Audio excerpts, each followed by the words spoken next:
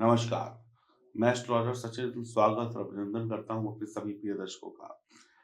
वर्ष 2023 में लाल किताब के अनुसार कौन से ऐसे उपाय हैं जिनको करने से आपको लाभ हो सकता है?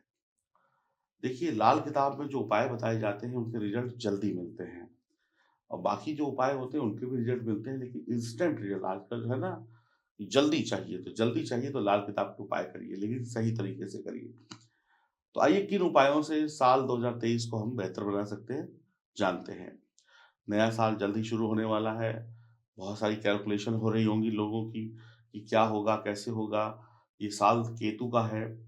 तो साल 2023 में सुख, समृद्धि, प्रसन्नता, दिल की खुशियाँ पाने के लिए आपको क्या करना चाहिए?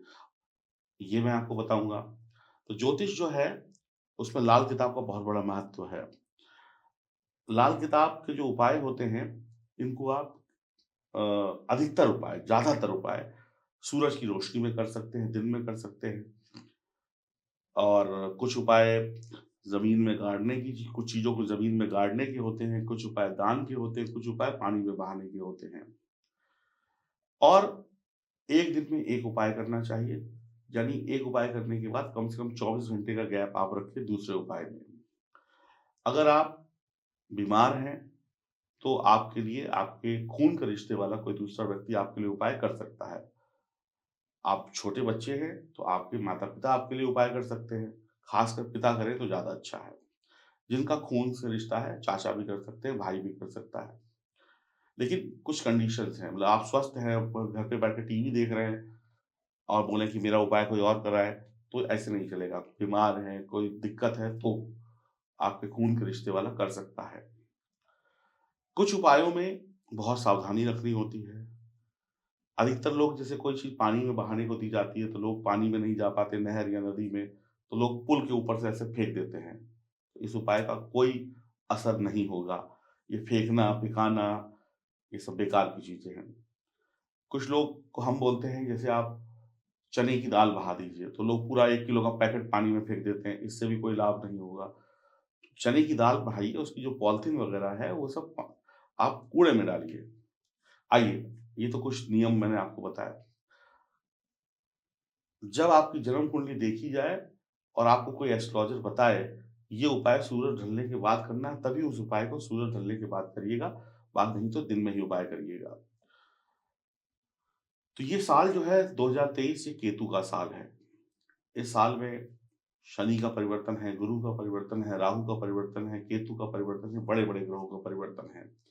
तो ज्योतिष में 9 ग्रह होते हैं और राहु केतु को सबसे ज़्यादा खतरनाक मानते हैं, शनि को सबसे ज़्यादा खतरनाक मानते हैं। जब भी राहु किसी के साथ चला जाता है या केतु किसी के साथ चला जाता है या शनि चला जाता है, तो कहते हैं ये ग्रह नेगेटिव हो गया, अब ये दूषित हो गया है।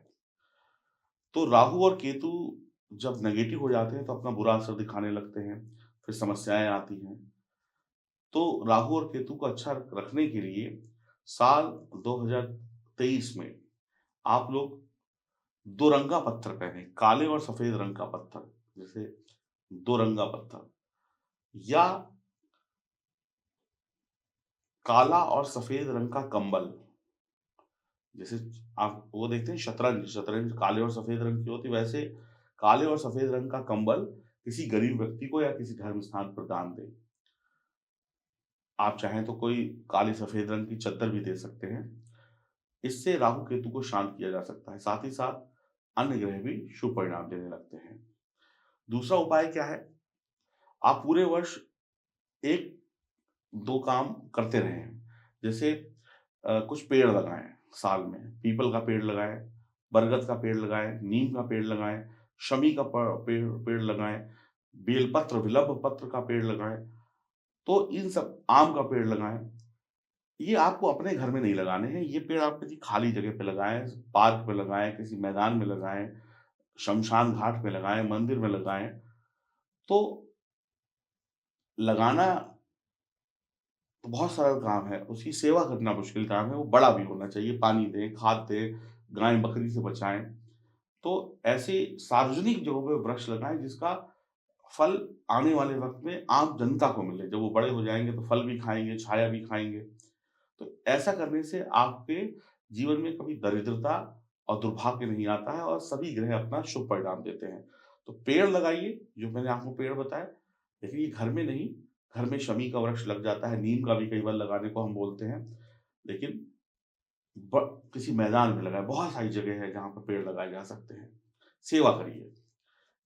घर की सुख शांति के लिए आप प्रत्येक महीने में 1-2 बार ये उपाय कर सकते हैं। जितने भी घर के लोग हैं, आपके घर के जिनसे आपका खून का रिश्ता है। खून का रिश्ता किससे है? पिता से है, माँ से है, दादी से है, चाचा से है, बहन से है। उन सब से 10-10 रुपए, 50-50 रुपए ले लें और सबसे जो भी अब जितना वो देना चाहे 10, 20, 50, 100, लेकिन सबसे एक ही लें। अगर सब 100 दे रहे हैं तो सबसे 100 लीजिए, 50 दे रहे हैं तो सबसे 50 लीजिए और इतना पैसा तो इकट्ठा हो ही जाएगा कि 1 या 2 लोगों को आप किसी गरीब ब्राह्मण, गरीब भिखारी को या किसी को जो बिल्कुल ही भूखा इंसान हो, या तो उसको आप भोजन करा सकें।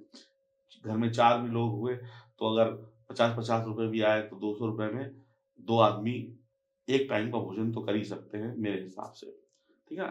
भरपेट, ठीक है? नहीं छप्पन भोग आएगा, लेकिन दाल-रोटी तो आ ही जाएगी।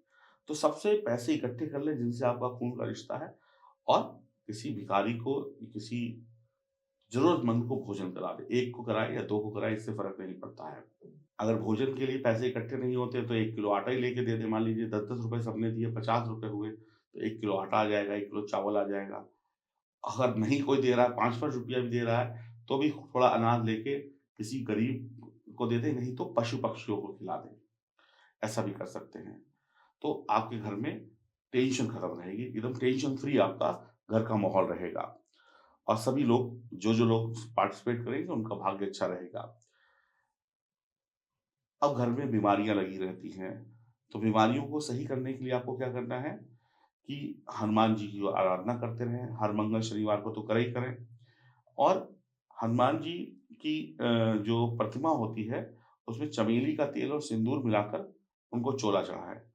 इस उपाय से मंगल का दोष दूर होता है और सभी रोगों से मुक्ति मिलती है। तो ये उपाय भी आप लोग कर सकते हैं। तो ये कुछ उपाय मैंने आपको बताए, इन उपायों से आप बहुत सारे तकलीफ़ों से मुक्ति पा सकते हैं। ऐसे बहुत सारे और भी उपाय आएँगे, उनके बारे में भी चर्चा करेंगे। ये मोटे-मोटे कुछ हमने उपाय आपको बता दिए, इन उपायों से आपको सुख शांति मिलती रहेगी। तो आप लोग खुश रहें, प्रसन्न रहें, आनंद में रहें, मुस्कुराते रहें और ऐसे ही अच्छे-अच्छे उपाय जानने के लिए, ऐसे ही अच्छे-अच्छे उपाय करके अपने जीवन को सुखद बनाने के लिए चैनल से जुड़े रहिए। और एक उपाय आपको जाते-जाते और बता देता हूँ, वीडियो को खत्म करूँ उससे पहले मैं बता देता हूँ कि देखिए इस साल 2023 में कुत्ते को भोजन ज़रूर कराएँ। गाय और कुत्ता इनके लिए रोटी ज़रूर निकालें। सुबह या शाम ताज़ी रोटी या आटा, गाय ताज़ा गूँथा गूँथा हुआ आटा हो, उसमें थोड़ा-सा हल्दी ऐसे टीका लगा दें और गाय को खिला दें, कुत्ते को तेल चुपड़ी हुई रोटी खिला दें, ये भी बहुत बढ़िया रहेगा।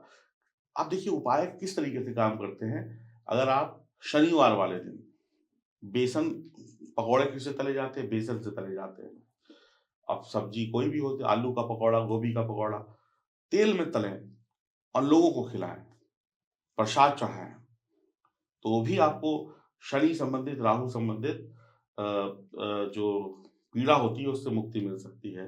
केसर का टीका लगाने से आपको बहुत अच्छी गुरु की कृपा बरस सकती है और जब गुरु मजबूत हो गए तो फिर केतु का आशीर्वाद भी मिल सकता है। तो ये छोटे-छोटे उपाय हैं, इनसे ज़िंदगी बदल सकती है। तो इनमें कोई पैसा नहीं लग रहा है, कोई वक़्त नहीं लग रहा है, इनको निरंतर करते रहिए और अपने जीवन को बदलते रहिए। गुरु का, पिता का, शिक्षक का, अपने से बड़े व्यक्ति का, उम्र में बड़े व्यक्ति का अपमान नहीं करना है, इस बात को भी बहुत ध्यान रखिएगा। नहीं तो फिर सारे उपाय ज़ीरो हो जाते हैं और महिलाओं का सम्मान करें। चैनल से जुड़िए, अपनी जन्म कुंडली बनवाना चाहते हैं तो दिए गए नंबरों पे संपर्क करें। नमस्कार।